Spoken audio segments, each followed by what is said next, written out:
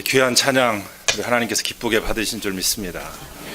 오후 예배 때 찬양대가 서는 교회가 많지 않은데 찬양대가 있어서 놀랐고 또 대학생 청년들로만 구성돼서 더 놀랐습니다. 하나님께서 이 예배를 기쁘게 받으신 줄 믿습니다.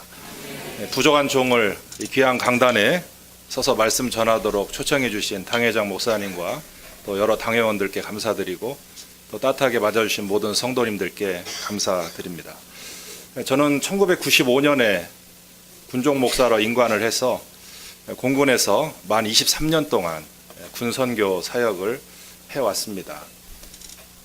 초임 때는 저 강원도 대관령 인근에 있는 황병산 레이더 사이트 해발 1430m 되는 산속에서 산신령도 아닌데 산에서 1년을 보냈고요. 그 이후에 공군 중앙교회, 공군 본부교회, 공군 사관학교 교회, 또 공군 훈련소가 있는 교육사령부 교회 등을 거쳐서 이 K2 공군 대구 기지 교회에는 1년 6개월 전에 부임을 해서 지금까지 교회를 섬기고 있습니다. 언젠가 제가 어느 지역 교회에 설교 초청을 받아서 갔는데 예배 시간에 임박해서 교회 도착을 했습니다. 주차장에 차를 대고 예배당으로 이동을 하는데 그 교회 앞에 놀이터에서 어떤 아이 하나가 저를 막 보고 달려오면서 울면서 경찰 아저씨 제가 다 때려요 잡아가세요 막 이렇게 신고를 하는 겁니다. 그때 이런 옷을 입고 있었거든요. 그 애 눈에는 이게 경찰 오신 것으로 보였던 것 같습니다. 근데 그 애한테 설명할 시간이 없고 빨리 해결하고 들어가야 되니까 그래서 때린 애가 누구니? 그랬더니 저쪽에 있더라고요. 애를 불러가지고 너 아저씨랑 경찰서 갈래? 화해할래? 그랬더니 가만히 있어요. 빨리 잘못했다고 그래. 그래가지고 사과를 받아주고 악수를 시키고 저는 이제 본당에 들어갔습니다. 예배 드리려고 이제 설교하려고 단상에 딱 섰는데 성도들 표정이 딱 이래요. 신호 위반한 운전자가 경찰한테 걸린 표정으로 굉장히 딱딱하게 굳어가지고 저를 쳐다보시는데 제가 무슨 얘기를 해도 표정이 안 바뀌는 거예요. 제가 긴장을 많이 했던 기억이 납니다. 그래서 제가 그날 이후로 설교하러 갈 때는 군복을 입지 말아야 되겠다 굳게 결심을 했거든요. 근데 오늘 부득이 입고 온 것은 오늘 저녁 7시에 우리 대구 경북 지역에 나라사랑 민군연합 대성회가 동일교에서 있습니다. 제가 그 순서를 좀 맡아가지고 여기서 바로 거기로 가야 돼서 어쩔 수 없이 입고 왔는데 좀 웃어주세요. 뭐 저는 더 놀란 것은 이 서북교회는 군인교회보다 더 군대 같아요. 아까 표어 제창을 하는데 깜짝 놀랐어요. 이런 교회도 있구나. 저희 교회 표어가 뭔지 아십니까? K2 대구 공군 기지 교회 표어가요. 아주 쉬워요. 한번 따라서 해보시겠습니까? 다시 오고 싶은 교회, 데려오고 싶은 교회, 보내주고 싶은 교회. 지난 연말에 제가 한 주간 기도하면서 올해 표어를 하나님께 구했는데 요 세 개를 주셨어요. 저희가 예배 시간마다 이거 복창하거든요. 근데 우리가 하는 것보다 여기가 훨씬 센 것 같아요. 그래서 야, 서북교회는 대단하시다. 우리 목사님 전에 뵙고 그 리더십이 참 탁월하시고 추진력이 대단하시다고 느꼈는데 뭐 교인들도 똑같으시네요. 어쨌든 제가 큰 걱정 안 하고 설교해도 될 것 같습니다. 입다라고 하는 사사는 암몬 자손들이 이스라엘을 쳐들어왔을 때에 하나님께서 그들의 손에서 자기의 백성들을 구원하시기 위해서 사용했던 인물이죠. 근데 이 입다에 대해서 성경이 소개하는 내용을 보면 오늘 1절에 길르앗 사람 입다는 큰 용사였다 이렇게 기록하고 있습니다. 그래서 오늘 설교 제목을 제가 큰 용사 입다 이렇게 한번 정해봤습니다. 왜 성경이 입다라는 인물을 큰 용사라고 이렇게 설명을 해줄까? 그 이유가 분명히 있을 겁니다. 본문 속에서 그 이유를 3가지 찾아보고 함께 상고하면서 은혜를 나누려고 합니다. 첫 번째로는 입다는 태생적 한계를 가지고 있음에도 불구하고 포기하지 않았기 때문에 큰 용사라고 인정을 받게 됩니다. 1절 말씀에 기생이 길르앗에서 낳은 아들이었다 이렇게 기록하죠. 다시 말해서 서자였다, 이런 뜻입니다. 오늘 본문 2절에 보면은 길르앗의 아내도 그의 아들들을 낳았더라. 그 아내의 아들들이 자라매 입다를 쫓아내며 그에게 이르되 너는 다른 여인의 자식이니 우리 아버지 집에서 기업을 잊지 못하리라. 입다는 이스라엘판 홍길동이죠. 아버지를 아버지라 부르지 못하고 아버지의 유산을 차지할 권리가 없는 그런 아들이었어요. 서러움도 많이 당했겠죠. 그런데 이제 적자의 아들들이 너는 우리 집에서 떠나라. 우리 아버지하고 아무 상관없는 자식이다. 이렇게 했을 때에 그 마음에 한이 맺혔을 겁니다. 보통은 이렇게 깊은 상처를 입고 한이 맺히게 되면 사람은 자포자기하게 됩니다. 오늘날 우리 한국 사회에서 자살 문제가 심각하지 않습니까? 군대에도 안타깝게 젊은이들이 자살로 목숨을 잃는 경우가 꽤 많이 있습니다. 최근 5년간 통계를 보니까 점점 줄고는 있는데 한 해 평균 58명의 군인들이 자살로 목숨을 잃고 있습니다. 참 가슴 아픈 일이죠. 저는 그 현장을 목격을 한 적도 있습니다. 자살하는 사람들의 이유가 무엇일까요? 간단하게 이야기한다면 두 가지일 텐데, 하나는 자기가 모든 이들에게 버림당했다는 생각 때문이고, 다른 하나는 이제 모든 게 끝장났다는 생각 때문입니다. 나는 버림을 받았고 나는 끝이야. 그런 상황 속에서 자기 목숨을 스스로 끊는 그런 일이 발생을 하게 됩니다. 어떤 면에서 보면 입다도 그럴 수도 있었을 것입니다. 그러나 그는 그렇게 하지 않았습니다. 자기 태생적 한계가 있고 서러움이 있고 한이 있지만, 그러나 그것으로 절망하고 포기하지 않았습니다. 그래서 그는 큰 용사라, 이렇게 성경의 평가를 받는 것이죠. 군에 있으면서 복음을 증거하고 믿음을 갖도록 장병들을 잘 격려하고 권면해서 그들이 믿음을 바탕으로 이러한 위기 상황들, 때로는 버림받고 때로는 절망하는 그런 상황 속에서도 자기 목숨을 지키고 입다처럼 그것을 이겨낼 수 있게 돕는 그런 사역을 군에 몸담고 있는 목사로서 또 중점을 두고 하고 있습니다. 아무튼 오늘 입다에 대해서 성경의 말씀을 통해서 우리가 분명히 기억해야 할 것은, 믿음의 사람들은 한계를 뛰어넘는, 믿음 없이는 절망하고 포기하지만 믿음은 우리에게 영원한 산 소망임을 늘 기억하고 나아가야 할 줄 믿습니다. 3절에 보면 입다가 쫓겨나서 무엇을 했습니까? 길르앗 땅에서 쫓겨나서 봅 땅으로 갔다고 했는데, 거기에서 자기하고 처지가 비슷한 사람들, 오늘 본문에는 뭐라고 표현되어 있습니까? 잡류. 여러분, 이게 좀 표현이 좀 그렇죠. 어떻게 사람을 잡류라고 표현을 할 수 있겠어요? 이 이야기는 당시에 이 사람들이 사람 대접을 못 받았다는 뜻이에요. 그들은 철저하게 소외되고 배제된 사람들이었어요. 주류가 아니었던 것이죠. 그런데 입다는 자기하고 형편이 비슷한 사람들을 모아서 일종의 용병 부대를 만든 것입니다. 입다의 이름의 뜻이 하나님이 여신다, 이런 뜻입니다. 제가 우리 군인들한테 입다가 무슨 뜻인지 아냐 이랬더니 어떤 젊은 친구가 벗다의 반대말입니다, 이렇게 들어요. 예, 우리 한국말로는 맞는 말이죠. 예, 입다는 벗다의 반대말이긴 한데 히브리 말로 입다는 하나님이 여신다. 따라서 한번 해보실까요? 하나님이 여신다. 자기만 생각하면 다 다쳤어요. 그런데 하나님을 생각하니까 소망이 있는 겁니다. 나는 버림당했어도, 나는 지금 바닥에 있지만 하나님이 열어주시는 날이 올 거다.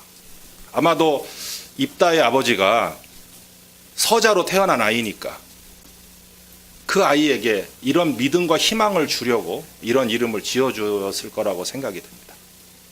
하나님이 여신다. 그 이름 속에 담긴 뜻을 그가 꽉 붙잡았던 것이죠.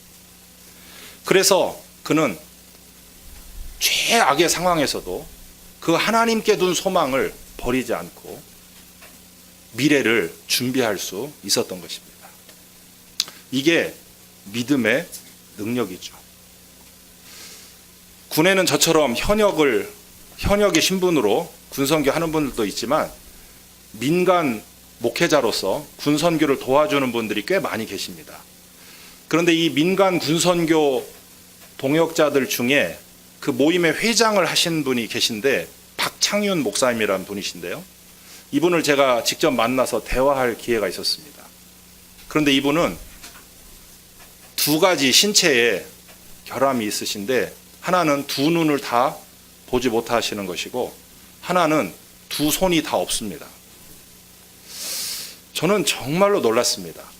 목사님인데 그것도 서울에 강서구에 있는 어떤 교회 약 한 2,000명쯤 모이는 교회의 담임 목사님이세요. 앞도 못 보시는데 도대체 성경은 어떻게 읽으시고 설교 준비는 어떻게 하시는지 궁금했고 두 손이 다 없으신데 도대체 목회는 어떻게 하시나.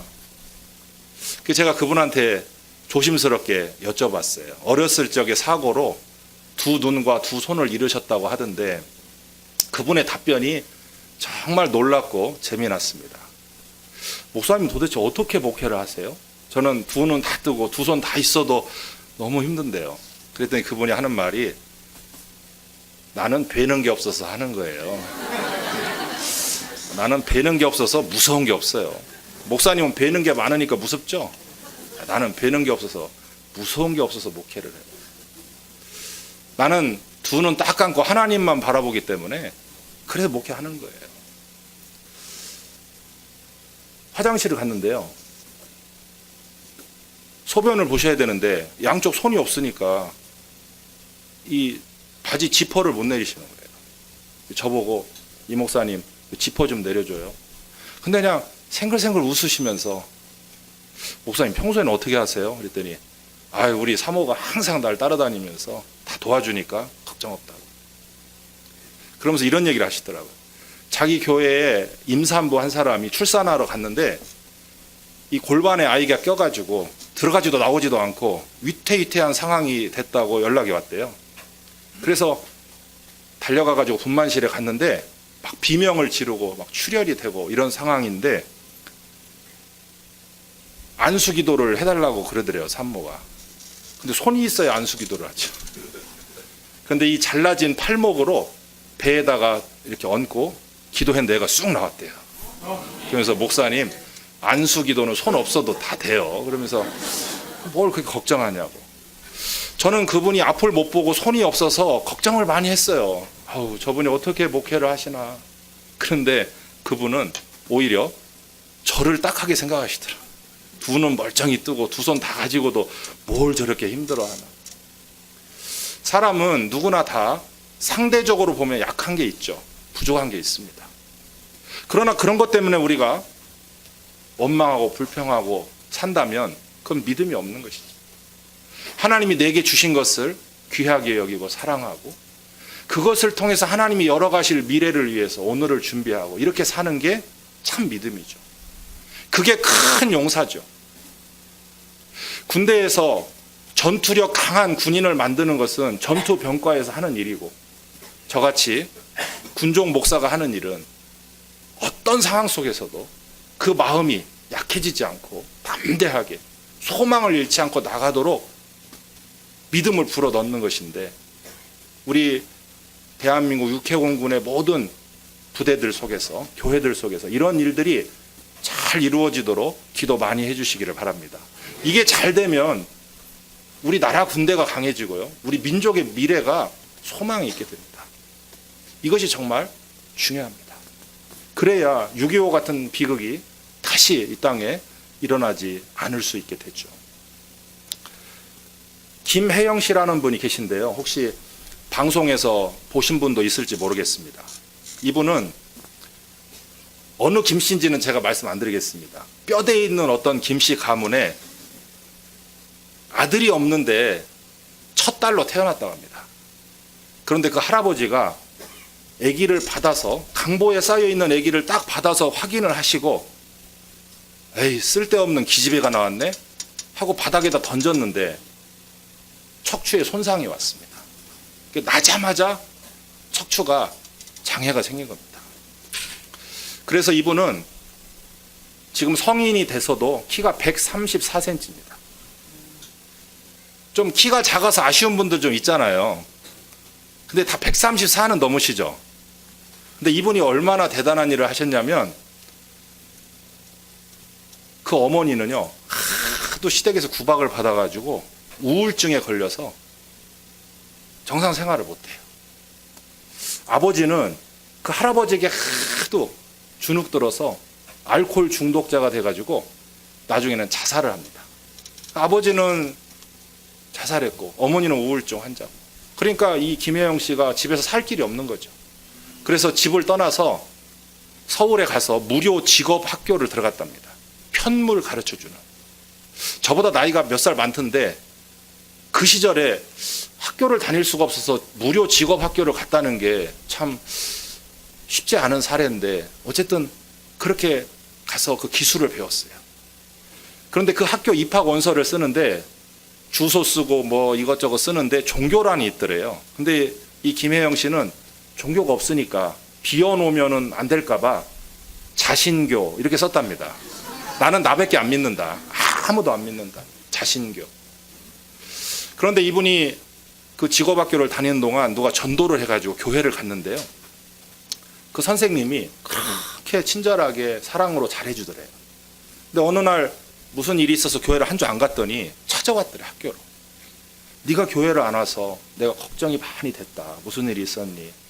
근데 눈물이 쭉 나더랍니다. 우리 할아버지도 나를 버리고 부모도 나를 버리고 아무도 내 안부에는 관심이 없는데 생전 처음 만나는 교회 선생님이 내가 한 주 안 갔더니 나를 이렇게까지 생각하나.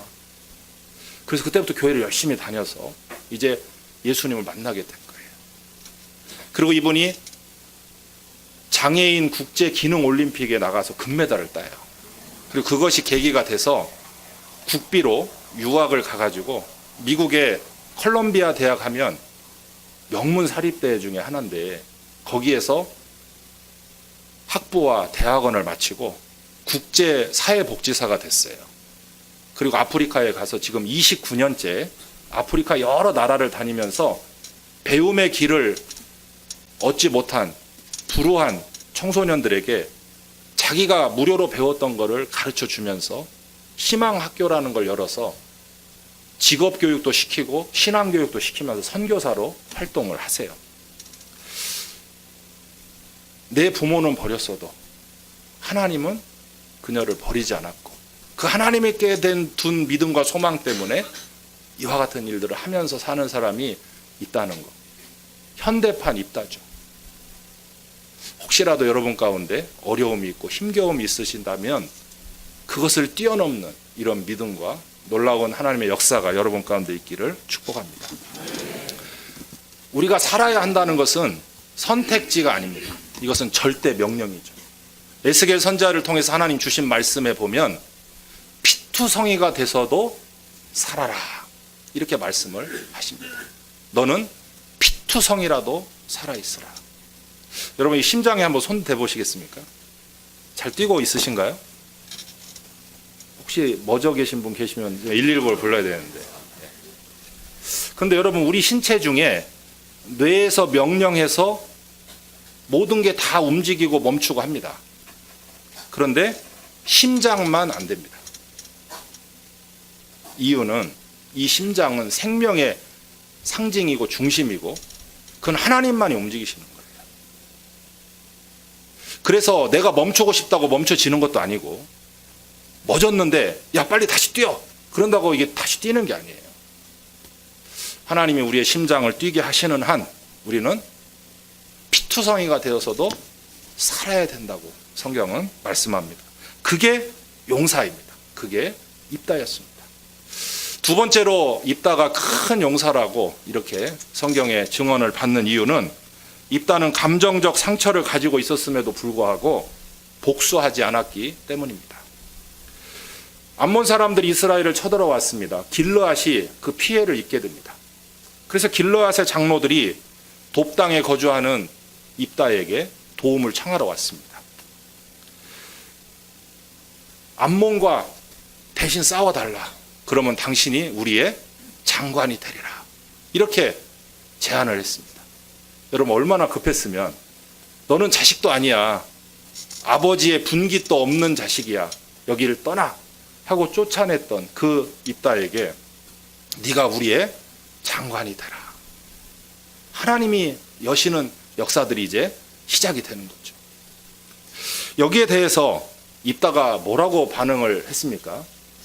성경이니까 매우 점잖게 표현을 했는데 너희가 전에 나를 미워해서 쫓아내지 아니하였느냐. 이제 환난을 당한다고 어찌 내게 왔느냐. 이렇게 이야기했죠. 저는 상상력을 발휘해 보면 이렇게 했을 것 같아요. 야, 벼룩이도 낯짝이 있다는데 너희들은 더한다. 너무한다. 이렇게 했을 것 같아요. 언제 나보고 떠나라고 우리와 상관이 없다고 하더니 이제 와서는 나보고 도와달라고 대신 싸워달라고 어떻게 그럴 수 있느냐. 아마 이렇게 하지 않았을까. 이건 그냥 제 상상입니다. 어쨌든 입다도 인간이니까 점잖게 한 말씀 했어요. 그러나 그는 그들에게 보복하지 않습니다. 사람은 누구나 상처를 입고 아픔을 겪으면 그거를 꼭 갚아주고 싶은 본성이 있어요. 그래서 옛말에 뭐라고 되어 있습니까? 되로 받으면 말로 갚으려고 한다고 그랬죠. 되와 말은 10배거든요. 내가 일을 당했으면 10으로 갚아주고 싶은 게 인간의 마음이에요. 지금 입다가 감정적으로 한다면 어떻게 하겠습니까? 너희하고 나는 상관이 없다. 그들이 했던 말 그대로 하면 돼요. 오히려 그것을 즐길 수도 있겠죠. 그러나 입다는 그렇게 하지 않습니다. 길라 장로들의 그 요청을 수락합니다. 내가 너희를 위해서 나아가 싸워 여호와께서 내게 승리를 주실 때 과연 내가 너희의 머리가 되겠느냐 되묻습니다. 그들이 그렇게 하겠다고 했을 때에 기꺼이 이 전쟁에 나가 싸우게 됩니다. 그 전쟁은 인간의 한풀이 전쟁이 아니었습니다. 하나님의 거룩한 전쟁이었습니다. 하나님을 모르는 이방 족속에게 하나님의 백성들이 짓밟히는 일을 막는 전쟁이었습니다. 그래서 입다는 그 전쟁을 수행하러 나간 것입니다. 때로는 인간의 감정이 하나님의 거룩한 뜻을 지연시키거나 가로막을 때가 있습니다. 우리도 가끔 그러죠. 이게 분명히 하나님 뜻인데 누가 미워서 못하게 했는 게 있을 수 있습니다. 그러나 입다는 그 정도 수준의 사람이 아니었던 것이죠. 진짜 승리는 갚아주는 것이 아니라 품어주는 것이다. 라고 한번 따라서 해보시겠습니까? 진짜 승리는 갚아주는 것이 아니라 품어주는 것이다. 누가 한 말인지 아십니까? 제가 한 말입니다.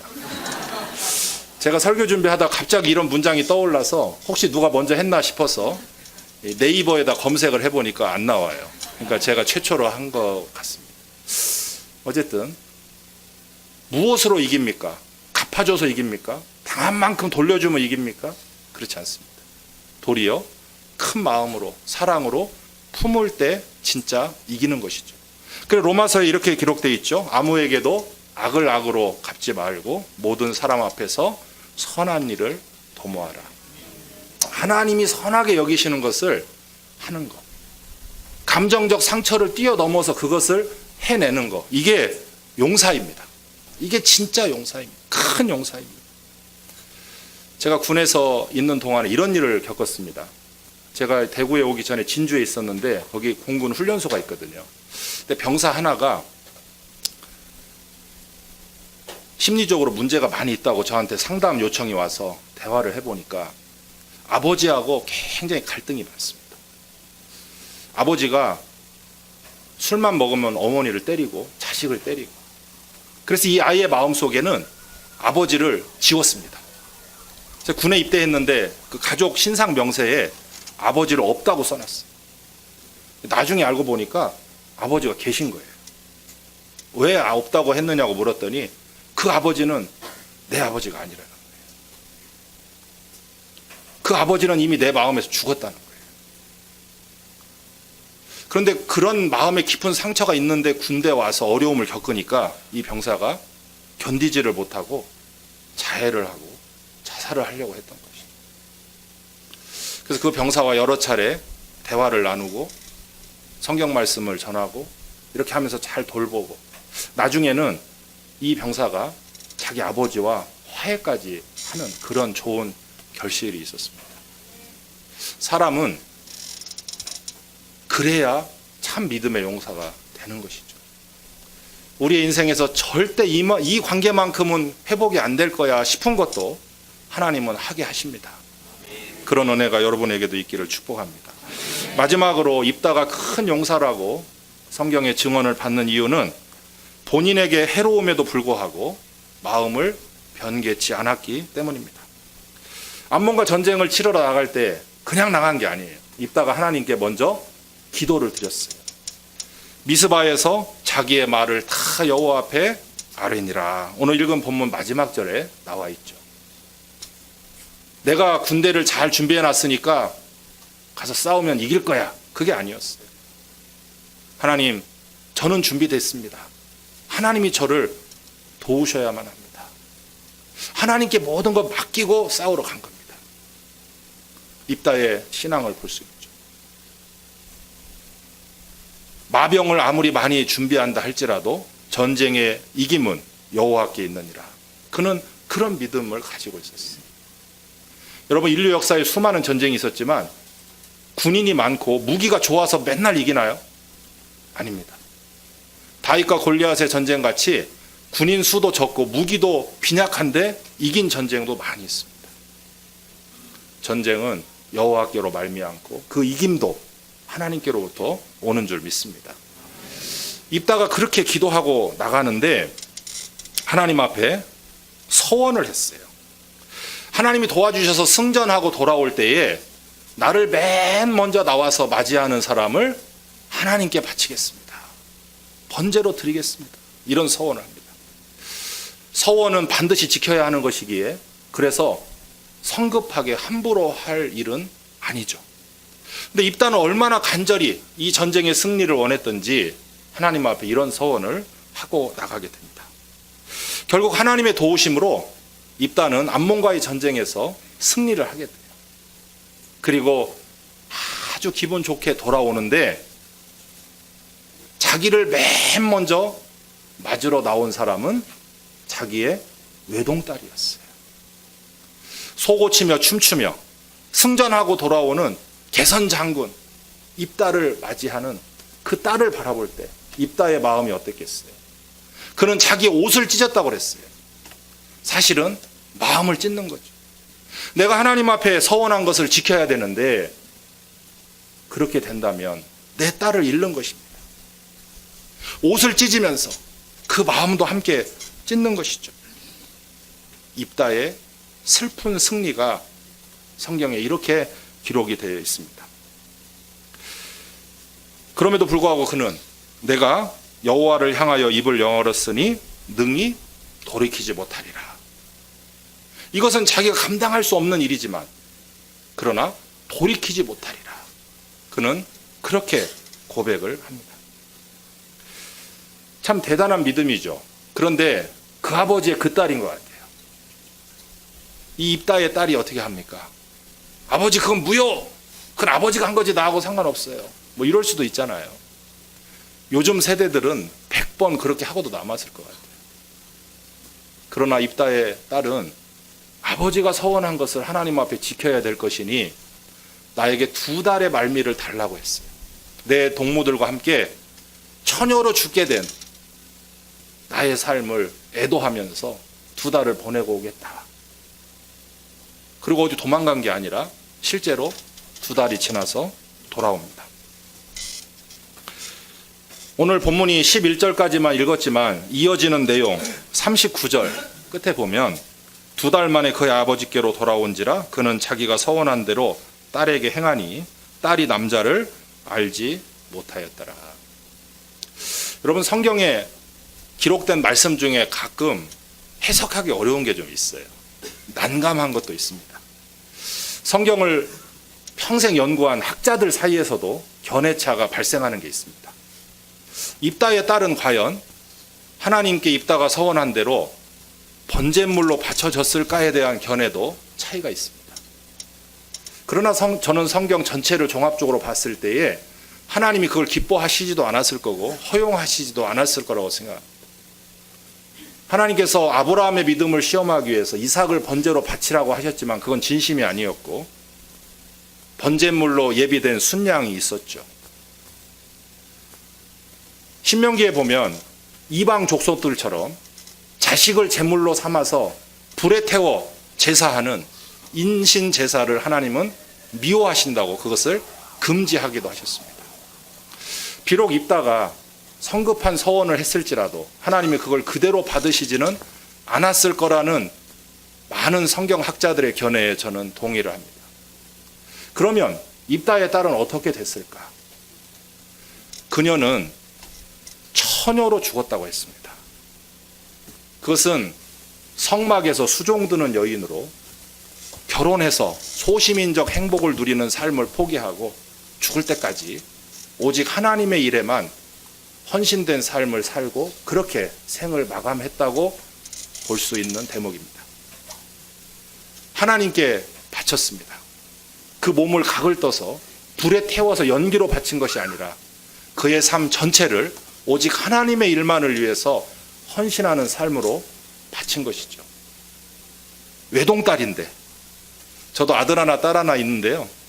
딸이 얼마나 예쁜지 몰라요. 얼마나 소중한지.